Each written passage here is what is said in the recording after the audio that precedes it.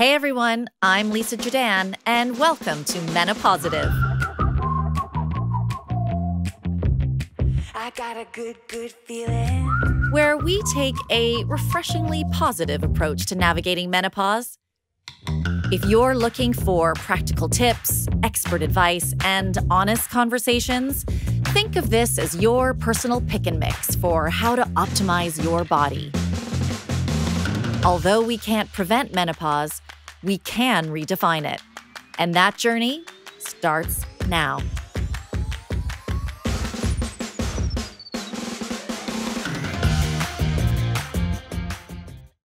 "15 years ago, I was going through one of the most challenging periods of my life, trying desperately to get pregnant, navigating a relationship crisis, searching everywhere for answers. I was lucky enough to have a team around me. I had my acupuncturist, my nutritionist, therapist, homeopath. If you haven't already noticed, I'm that person who throws everything at a problem. There were days when my head was just spinning. I wanted somebody to just tell me what to do. One day, after I'd unloaded my emotional chaos on my homeopath, she looked at me and said, "Lisa, sometimes you need to sit with the discomfort. The answer will come to you." Now, at the time, I thought that was the worst 85 pounds I'd ever spent. Sit still in uncertainty? Are you serious? But then she added something I have never forgotten. Your head can tell you anything, but your heart, your body, always tells the truth. Over time, I've learned to trust those words. When I feel something in my body, like goosebumps or a lump in my throat, or if my heart is racing, I know something deeper is going on. I know the truth is in there. And one truth that's been rising lately, not just for me, but in countless conversations on this show, is this. So many women in perimenopause and menopause say, "I've lost my joy." That doesn't simply mean they feel sad or exhausted. They feel a deeper loss, of aliveness, vitality. It's like this dulled sense that you just don't feel like yourself. Because joy isn't just happiness. Joy is expansive, it's electric, connective. And for everyone listening, let's remember, we will spend nearly half our lives in menopause. Half a life without joy? Absolutely not. So today, we're talking about the journey back to joy. Because while this transition can sometimes feel uncertain or disorienting, it can also be a powerful awakening. You may be asking yourself, what now? Who am I now? What do I want? My children are growing. My career has changed. I don't feel like the person I used to be. So I want you to lean in. Go on. Turn up the volume a little bit. I want you to listen real good. Things may be changing, but what remains is an extraordinary opportunity to reconnect with your true self, your true essence, and to live more fully than ever before. And there's no one better to guide us than our guest, Estelle Bingham. Estelle is a world-renowned holistic therapist and healer. She is deeply committed to helping others clear their blocks, find their joy, and live their truth. Her new book, Manifest Your True Essence, has been called life-changing by Fern Cotton, profound by Deepak Chopra, and our best-kept secret by Charlotte Tilbury. She is known as the Heart Whisperer and just so happens to be a fourth-generation psychic. Estelle, welcome to MenoPositive. Wow, Lisa, that was so amazing. I was getting goosebumps when you were talking about joy. It is so lovely to have you here, and I'm going to jump straight in. Jump straight in, Lisa. Okay, because one of the most beautiful threads in your book is this idea that our true self, our true essence, never disappears. It just gets cluttered.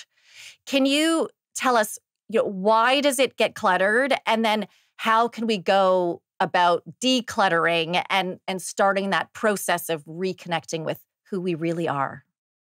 Absolutely.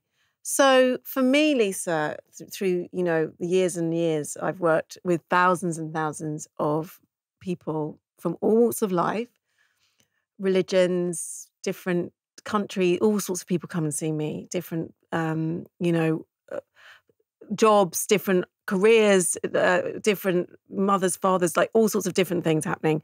And we come back to this heart energy, and it's kind of, we carry the same things in our hearts. First of all, we work with the breath and the physical heart. And the reason why breath work is so powerful is because it brings us into a certain type of alignment, because obviously the parasympathetic nervous system, we can really calm the nervous system. We activate that, and we come back into we can regulate our nervous systems, and we come back into a state of peace. So that's why breath work is really amazing, or yoga or meditation.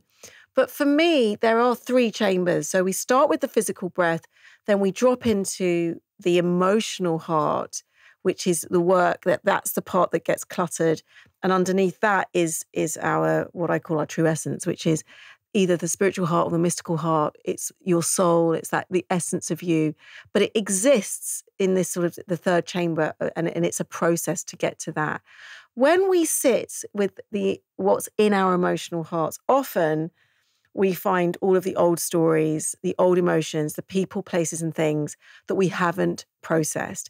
And the reason why people find it so hard to go into their hearts, often not even thinking about their hearts, is because they're frightened to. When I say there's this gold within you that's just waiting for you to return, and it hasn't gone anywhere, but it's this beautiful quest, this beautiful journey, this beautiful invitation to go inwards and return. But like any great quest, we have to we go in and battle our demons. We go into the Shadowlands. It's a chapter in the book, and to find ourselves and to understand ourselves more. And then we open the door, and there we are. We're just like where we were always waiting. It's that part of us that's been waiting for us to return home to ourselves. And I think that's what's happening with women as they're going through this transition. Like I said in the intro, their kids are leaving, or, they've given up a career, and now they're like, well, who am I if I'm not this, or where am I going with this? And there's like this whole opportunity to unlock what's inside of you and help answer those questions by looking at these chambers.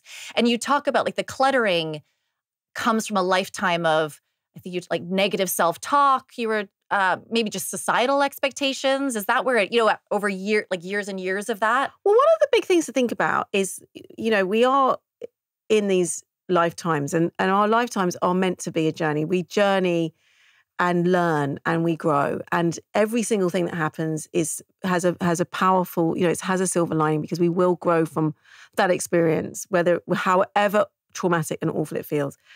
But what we don't do is often process. We don't process those experiences. So what the clutter or the belief systems will come from internalized, in our mothers and fathers, or who are, we internalize their conversations with us or their belief systems. It will be friendships we've had at school, or friendships we haven't had at school. If we've been bullied at school, it'll be teachers.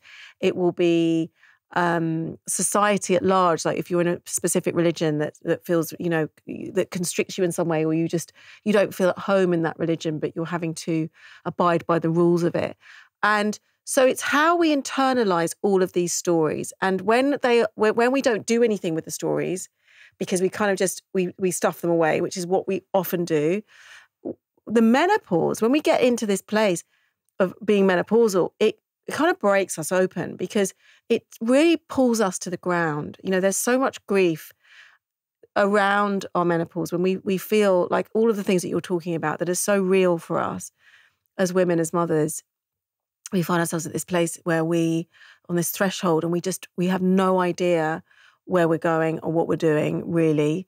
And it can feel really bleak. We can feel really alone, and we're sort of drawn to the ground. But I always feel that those moments, they are we are looking to rise. There's our hearts are calling us home, but also this part of ourselves, like our wholeness is calling us home. So this is the ride right now. Like when you rise from the ground, you will find wings that you didn't have when you were in your 20s and 30s and, some of your 40s. It's like, this is the time. And it's interesting what you said there about, the media, socially, culturally, menopause gets a bad rap. Like it can create this idea of fear or sadness, but there's this amazing opportunity in it. And I love the language you were using there. And in fact, there was a study that was done on women that found that if they have negative thoughts about menopause, it actually affects their symptoms. It makes them worse. And in your book, you say intention is everything. And, the show is called MenoPositive. And I do believe there is an element of this. And I don't think, no amount of positivity can pull you out of some of the things that women may be going through. But I do believe there is a mindset associated with it. Do you believe that setting a daily intention can help us shift that energy and maybe rewrite our experience? Absolutely, 100%. It's all in the reframe, always. We hypnotize ourselves with the way that we say things and the way that we think about things. So with the menopause, it rather than thinking it's the end of an era, the end of my life, it's actually a beginning. It's the beginning of something extraordinary, because it really is. I mean, how we show up to ourselves in our menopause is it's a game changer, because we get to rewrite certain scripts. We have to put ourselves first. One of the biggest lessons or the wisdom that the menopause offers us is this idea of you deserve time, you deserve space, you deserve to go to the gym, you deserve to eat better, we have to show up in radical ways, actually, that we can't get away with certain things anymore. And so we find our voices. We decide there are things that we don't like and there are things that we do like. It's actually a real renaissance for our power, and it's so empowering. When I actually I was writing my book and I had my deadline, and I just took myself to the countryside in the UK. I rented this little cottage. It was really beautiful in this beautiful valley in Somerset. Everything was fabulous. The birds were singing. And what happened, my menopause really kicked in. So I was getting the night sweats. I was foggy brain. I was like, I've got to do, not only am I downloading a book, but I'm distilling years of work, but also as you realize, you've realized it's that they are chapters, and it is a process. So each chapter could almost be a book. And I had to kind of think about, how am I meeting this right now? Because the research, the sitting down, the thinking, the downloading, the writing, the editing, but I just reframed it. And I really gave myself permission to take a little bit longer. I didn't punish myself. I did the exercise that I needed to do. I kind of added sort of the things into my diet. I was just day by day, step by step, really gentle, really loving, but reframing this experience. Not that it was taking something from me, but that it was giving something to me. Well, you talk about energy and frequency, or, laws of attraction, and that applies to this as well. I think if you're looking for things to help you feel better, then it's like, you want to buy a red car, and then all of a sudden you see a red car everywhere. I mean, that's, I think, the idea behind laws of attraction. Is that right? Or is there, do I have that right? Yeah, you do. The law of attraction is getting clear with what it is that you are looking to bring in. So, and then becoming the frequency of the thing. So, if you want to bring in abundance, being the frequency of the abundance you're bringing. If you want to be in a new relationship, being the love of, and so the frequency, so energy attracts energy. So, and that's a law of the universe. That's quite a real thing, science-backed real thing. The idea of frequency can sound quite out there and woo-woo, but it's actually just basic. It's just molecules and atoms, and it just is. Everything is made up of energy. So that's the idea of like energy attracts like energy. And, I think you talk about opening up this dialogue with your heart. And I really you describe it like connecting your heart is like charging your phone. But instead of like plugging into others, you plug into yourself. Why why is it the heart space and not the head that really is the starting point? Well, remember that for us, that for millennia, our ancestors have understood the power of the heart. Everything began and ended with the heart. It wasn't the head. So, from the earliest pictographs of, people in Europe, we've got these pictographs in caves. And one of the biggest things is this image of the heart, because what European ancestors understood was that when the heart stops beating, life stops. So it's this powerful engine that we've understood in our collective. What's happened recently is we've lost track of how powerful this is. So whether it was the Egyptians, whether it's in Chinese medicine, the emperor organ, Egyptians would be like, we're taking the heart, nothing else matters. The heart stays in the body, but because the heart's coming with us into the afterlife. And we know science backs now that the understanding that the heart is, even the electromagnetic frequency of the heart is 100 times more powerful than the brain. The mind is wonderful, and we need the mind to tie our shoelaces, to do things. But it's also great. It helps us mentalize. But what happens is we can get lost in the mind, because the mind is a construct of the lifetime. This is the ego. This is the idea of the ego and becoming more than the ego. So the mind is a construct, it's thoughts, and we are more than our thoughts. So when we get into the maze of the mind, we can get lost in the mind. And also the thoughts, all of these thoughts that, as we've spoken about, are constructed from old stories that may not serve us.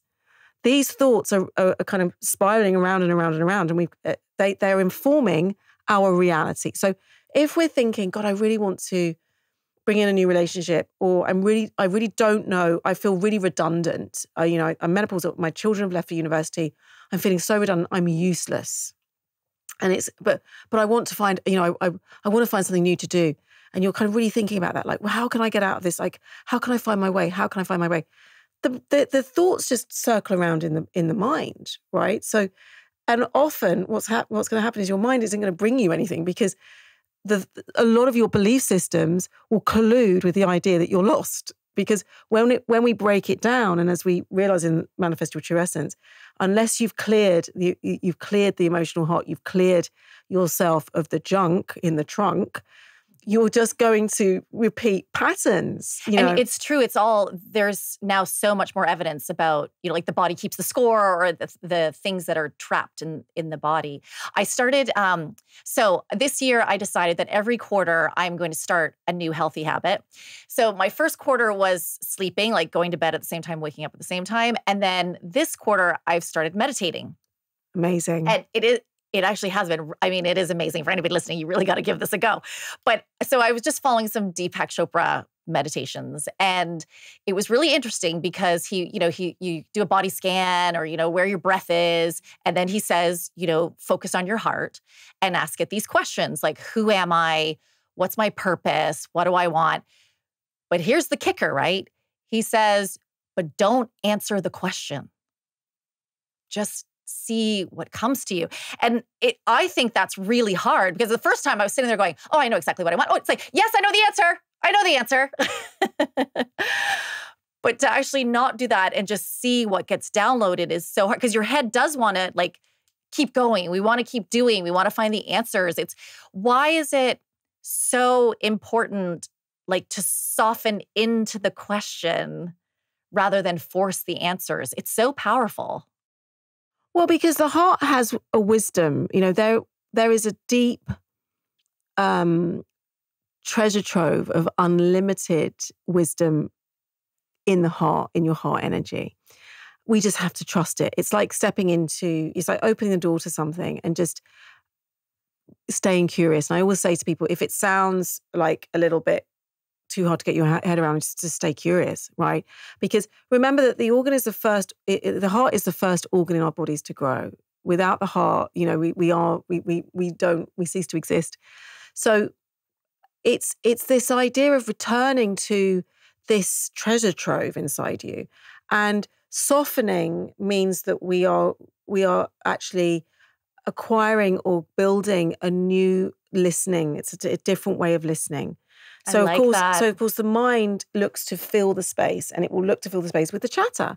So it will look to fill the space with the things that it thinks, you think that you want. Or you've been programmed to think that you want. Absolutely. The programs will just literally you're being bombarded by the programs. But when we do that thing where we're giving a moment, we're giving a breath, we're giving a beat to the more than, this heart energy, the wisdom of the heart, and what emerges. And what emerges is really profound. So when people do really basic, there's some really easy basic meditations in that book that you can bring into your daily life, and you can do them anywhere. When you start listening and checking into your heart, you will be astonished at the extraordinary dialogue of how your heart will bring you powerful insights. Sometimes just a word, but you'll be like, wow, I wasn't expecting that word, or a phrase, or an image, and something comes from the depths of you. And that dialogue, which is a new way of listening, a new way of speaking internally, will build something very different for you, because what you're doing is you're dropping into your inner world. So rather than this kind of outside busy, we're dropping into a sort of a very, very deep and infinite space within. So, and I always think, like, we're always so busy. We're running around. We've got these busy lives. I think these things are coming to us, but we're ignoring them. Like, we're we're kind of like fending them off all the time. And you do have a very beautiful, like some small, simple rituals that help women, like that they can weave them into their busy life. I was wondering if maybe you have one about just placing your hands on your heart and taking some breath. Can you walk us through that one? Yeah. So this is one that I think you did on the way to the studio today. I did. I told Estelle, I was like, on my way here, I was doing her breathing exercises. Yeah. So coming in. So let's just do that together. And it's really so simple. So bringing the hands to the mystical heart. So right in the center. So often people kind of think, is it over here? It's right here. This is the center of the heart space. And we take a nice deep breath in through the nose here. So breathing in through the nose. And then let's hold. We can hold it. You can hold at the top for 2, 3, 4, and then exhale through, but a deep sigh. So that's really good, Lisa. So that's a deep heart embodied sigh. So let's go again and really breathe in. We're breathing in into the heart and then out from the heart with that deep sigh. So the sigh is really important, because often the exhalation can get caught it can be a blow. So it's a that deep sigh. And we just close the eyes and we can just be with the heart in this moment, with these, and ask the heart, how are you feeling in this moment? So maybe just asking, Lisa, that's the invitation. And it doesn't have to be good, or we don't judge, we just allow. So if you're thinking about that in this moment, so closing the eyes, Lisa, have a few of those breaths, take those breaths. Again, doesn't matter where we are, doesn't matter that we're in a studio, it all becomes quite irrelevant. Exhaling through.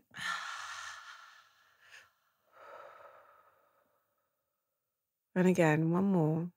Right into that heart space. And we can just ask the heart the word. So what the word that drops in for you emerges. Let that be whatever it is. It's enough. I think that's wonderful for everybody listening. I hope everybody was doing that with us. What was your word, Lisa? My word was perfectionism. Because I'm like, I want this to go so well. I want it to be perfect. I want it to be a great episode. I want it instead of, and I'm like, my heart is beating really fast.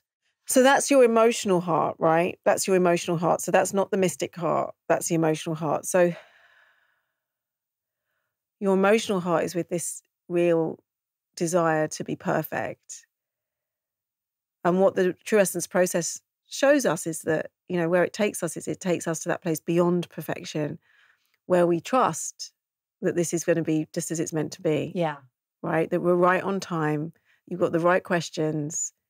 We're going to, it will meet the people it's meant to meet. We set the intention and we let it go.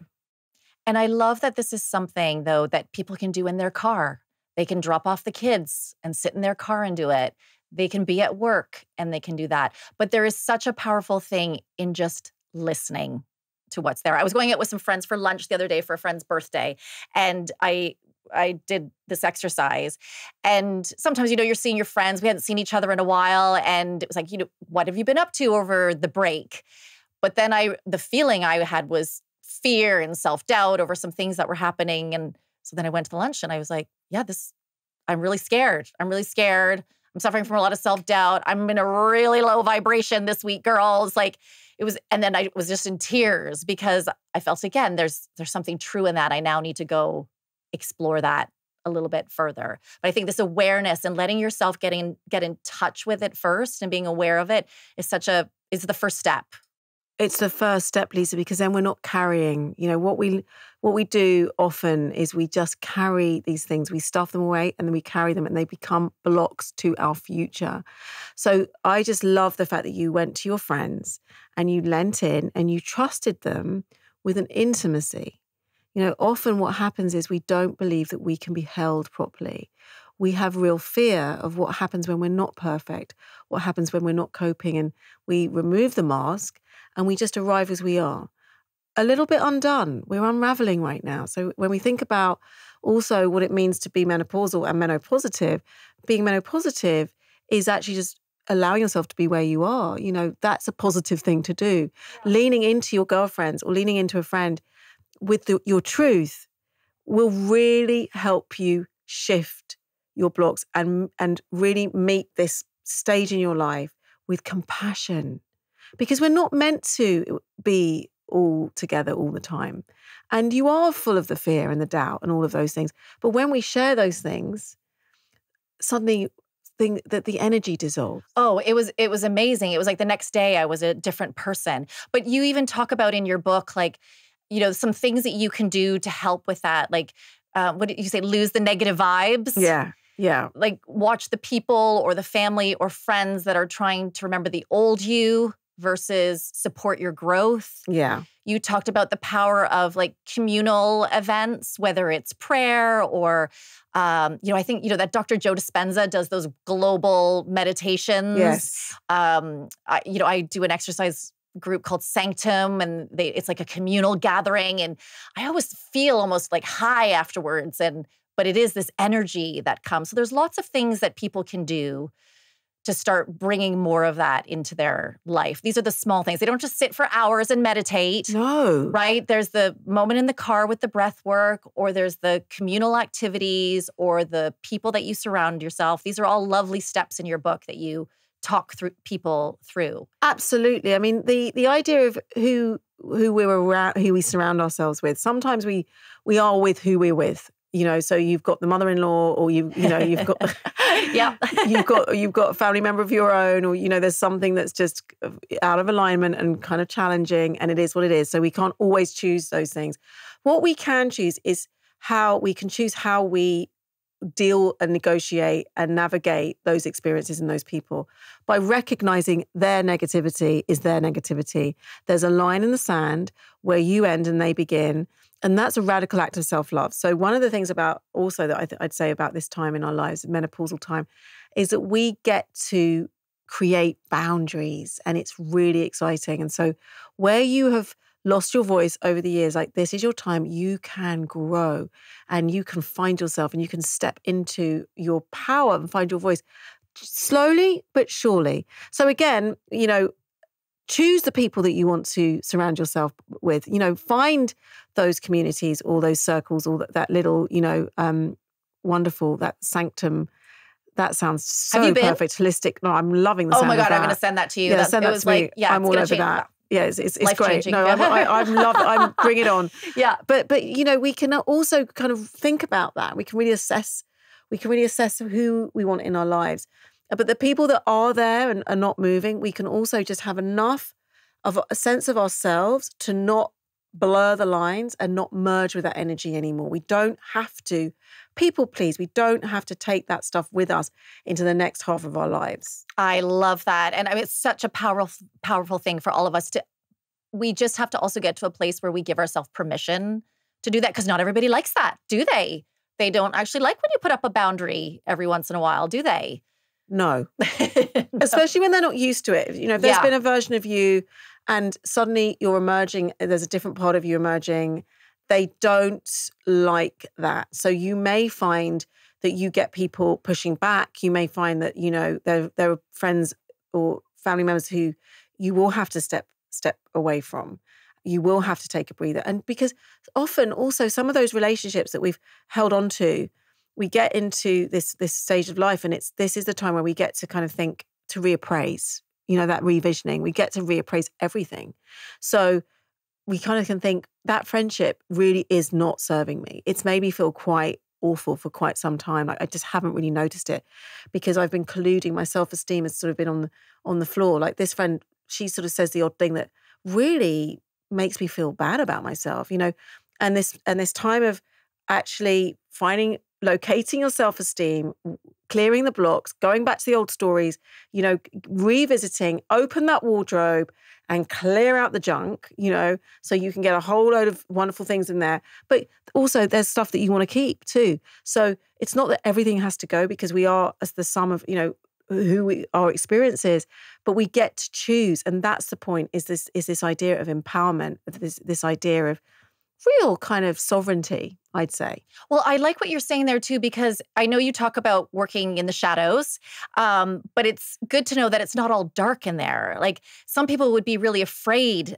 of that work, but in the shadows, you also can uncover some hidden gifts. And I liked that too. If we're all going back to maybe rediscover parts of ourselves that again have maybe been pushed aside or covered up, those may rise up again. Absolutely. I mean, shadow work really, ultimately, you're not going anywhere without getting into the shadow. So I'm telling, I was still sat down. And so I read her book and I was telling her the story that I'm kind of reading through the shadow work, and I'm thinking, yeah, I'm fine with the shadow work. And my daughter's going through exams right now. Probably everybody's going through exams. And I was freaking out, and I found myself like expecting these things of her that probably my mother expected of me. And I couldn't stop myself. Things are coming out of my mouth. I couldn't stop. And I was like, oh my God, this stuff is coming up in me. Like, I obviously have some stuff I need to work on here, like to just break the cycle. And it wasn't scary. It was, and I don't blame anybody. It's more like, oh, I actually have these expectations, but where did that expectation come from? Why do I think it's still needed? Is it helpful? Is it harmful? And your book helped me acknowledge that I need to go to one of your workshops, but just keep doing the breathing and the working and kind of discover that a bit more. Absolutely. I mean, Carl Jung, who talks about, the incredible, obviously, psychotherapist, talks about how the sort of lifetime is about making the unconscious conscious. So remember, our unconscious is 95% of our brain. The brain is made, conscious thoughts are 5% of, it's the iceberg. So 5% of the brain is, the mind is conscious, and the rest is unconscious. So if you imagine that all of that is informing your conscious thoughts, and when we go into the unconscious, that's the shadow work. So we need to understand our belief systems. We need to understand why we get triggered. We need to understand, where that sort of the internal voices, there's the saboteur, like where are they all coming from? What's it all about? And that's that quest I was talking about, which is, we're questing for gold. Like that is what is ultimately inside us, is gold. It's there. It's just so, and all great journeys. We go out and we kind of come up against some stuff, because actually that's the stuff of, you'll write about that in your memoirs. So, it's not a bad thing. It's a good thing. We go through these things and it's so incredible, but going in and listening, finding those voices, is that really serving you? And what are you projecting onto your daughter? And how did it make you feel at the time too? So often what happens with those voices, the perfectionist voice too, and remember, perfectionism, there's a chapter in the book about shame, it is the byproduct of our shame wound. And everyone has a shame wound. So the shame wound, we really want to get into that. We really want to alchemize that. For 100%, that's going to set you free. There's another beautiful quote. I think it's from Rumi, but like something about within the wound is where the light shines, something like that. which is one of the beautiful ones. Yeah. So beautiful. I also wanted to say that I don't want people to think that to go through a process like this or do this type of work, you don't need to have trauma with a capital T.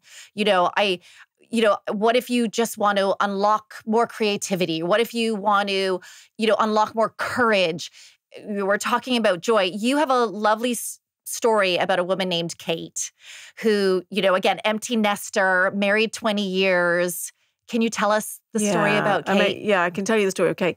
So Kate, I see that story many times. I see that a lot in my practice. But Kate came to see me, and it's not about heavy trauma. It's actually just like, well, who am I? What do I do? Like, what is my purpose now? And this idea of redundancy that I spoke about, this idea of emptiness, it's so hollow. Often this time can be just so hollow when we've been defined by being a mum. And also it's an amazing thing. So we've obviously, been really present to that, showing up to that. But then suddenly there's, who are we? And for her, it was a really slight thing because she'd fallen in love with yoga. She had been doing yoga and she was just pretty good at it, but just felt so less than. She felt like she couldn't, who was she to possibly teach or, be that sort of person for her community. She wouldn't even go to speak to her yoga teacher and ask where she'd learned her yoga practice. But we kind of worked that out. We worked out what was in that. And there was something in that about taking up space. And that it, again, doesn't have to be trauma with a capital T, but there'll be something that says you're not allowed to be the wise person in your community, or, who are you to teach, or, this idea of it's too late. Yeah. I'm running out of time. old. I'm running out of time. Yeah. Like, I can't possibly, I couldn't go up against all those Instagrammers. There's no space for me. Like, this is a young person's game. I know that feeling. Yeah. Whatever it is, that we tell ourselves. So we just worked that out over a couple of sessions. We just worked it out. And she went off and she went to India and she sort of took some time out from her husband and her daughter. And she came back and I think she's just gone off again actually to do some extra hours. And now she's so full of joy. It's a really basic connect. And she's now a yoga instructor. She's now right? a yoga instructor. Yeah, no, she's a yoga instructor. And I always say to people too, there is a group of people, women, who are waiting for you to be of service to them. Like you, whether it's a group of 5, 10, 15, 20, 25, whatever. There are a group of women waiting for your medicine. And she has, she's found what it is that, what her medicine is. Oh, what a and beautiful it brings her idea. joy. What a beautiful idea that there is somebody, 1, 2, 5, 10, there are people waiting for you to bring your joy. Absolutely. Whatever it may look like. This whole transition, this time in life, I think it is like a giant reset button. How can women use this time as an invitation to create more joy in their life? What would you recommend to them? If they wanted to start today, what would you recommend to them? Well, I mean, for me, it's all in the simplicity of the heart and listening to the body, because the heart will tell you really how you're feeling. It's starting there, and it's giving yourself space for the feelings. Remember, we're not running from the feelings. We're allowing Observing the feeling. We're just allowing the feelings. We're companioning ourselves through this time. We're kind of parenting ourselves through this time. We're giving ourselves permission to feel grief, to feel sad, and noticing the feelings, but recognizing that there's a beginning, a middle, and an end to these sort of stages. There's these moments in time, but what comes after this is infinite. So there's an infinite adventure lying ahead of you. So it's this idea of every day just waking up with the idea, the thought of that, just affirming that. I embrace this adventure, this beautiful adventure of life. I'm so grateful for this gateway. I'm so grateful for this threshold where I get to reimagine myself in ways that I couldn't possibly have imagined when I was 19 years old, because I am bringing all of that power, all of that grace, all of those lessons, the failures, the wins, the successes, the imperfections, everything to this moment in time. And that is so rich. It's so deeply woven with potential. Estelle, I think I said it before. There was a reason the universe brought us together. I needed to hear that more than you know. Getting all teary now. So thank you for that. I'm going to ask you the final question that we ask all of our guests. Knowing what we know now about the role, oh God, I'm a little teary now. I'm going to start that again. Okay. Knowing what we know now about the role our heart energy plays in helping us get back to our true self and find joy again, what would you tell our 35-year-old listener? So the 35-year-old listener, I would say, and I've got 35-year-old listeners, just really come back to the heart, and it's all, start here always. It's going to be all of the listeners who are going to be starting here. But with a 35-year-old listener, there's always this fear of being in the mid to late 30s. And I would say that this is a time to really start working with the idea of compassion, really working with compassion, like start to bring that into your world, really start to sort of activate that slipstream of love. Like, what does it mean to be compassionate? So you start now, it's game on, right? What would you tell our 45-year-old listener? So if we've got this 45-year-old listener, who's been, working with compassion, so that's a kind of tool in the toolbox. Really, it's trust, because the trust is in your mid-40s, and if you're perimenopausal, menopausal, and it's like, where am I going, and what does it look like, and this sort of in between where there is a bit of emptiness, can happen around there. This is about trust.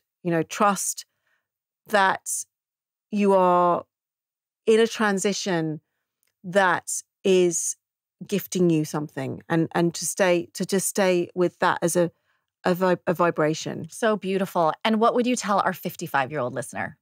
I'd say to the 55-year-old listener, make sure you start dancing on tables because now is your time. Oh, I love it. Yeah. I love it. Kick your heels up. Okay, kick your heels up. Get some anthems. Play those anthems loud and proud. And have fun. Have some fun, because this is your time. Vogue was right when they said you were the rock and roll cool girl of the healing world. Estelle, thank you so much for being part of our MenoPositive community. If people want to find you, how can they find you? So EstelleBingham.com, you can come and find me on the website. I do courses and all sorts of things and retreats on there. Estelle Bingham, you can find me on Instagram. And I've got a podcast, Love Purpose Connection. Yes, Love Purpose Connection. Tune into that on everywhere you get your podcast. Everywhere you get your podcast. And of course, the book. Amazing. Manifest Your True Essence. Go get it now. Thank you so much, Estelle. It's been great talking to you. Thank you, Lisa. Now, Estelle, I also say this is where I feel, like a kitchen table where great conversations happen. So I usually make something for all of my guests.